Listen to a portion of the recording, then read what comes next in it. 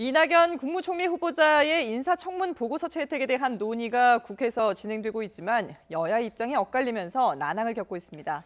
청와대가 입장을 발표했지만 형식과 내용을 놓고 야당의 반발이 여전한 상황입니다. 네, 국회 강희경 기자.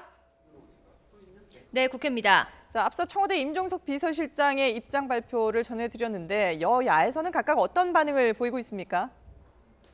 네, 우선 여당인 더불어민주당은 이번 청문회에서 결정적인 결격 사유가 발견되지 않은 만큼 보고서를 채택해 오는 29일 본회의에서 처리하자는 입장입니다.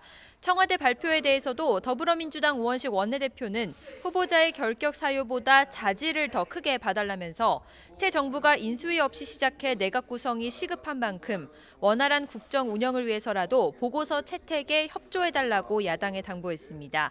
하지만 제1야당인 자유한국당은 문재인 대통령이 고위공직 배제 원칙으로 삼은 위장 전입 사실이 새롭게 드러난 데다 자녀 병역 문제, 부인 그림 강매 의혹 등이 문제가 있는 만큼 이 후보자가 총리로서 부적격하다는 입장입니다.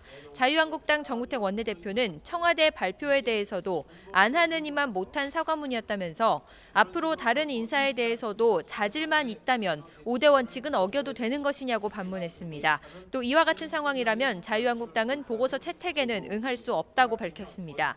13명의 청문위원 중 민주당과 자유한국당이 5명씩 차지해 어느 당도 과반을 점하지 못한 상황에서 캐스팅 보트를 쥔 국민의당도 채택 여부를 두고 고심하고 있습니다.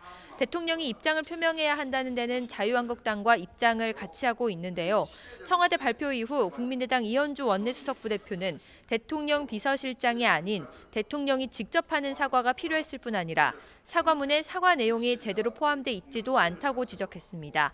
또 위장 전입뿐 아니라 전반적 의혹에 대해 어떤 점이 문제였는지도 언급이 없어서 청와대 발표 전과 후에 상황 변화가 없어 보인다고 밝혔습니다.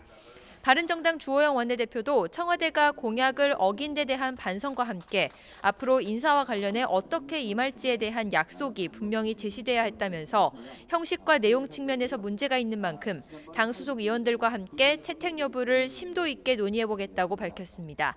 각 당은 지도부와 논의 후 간사회동이나 전체 회의 등 이후 일정 조율에 들어가는데요.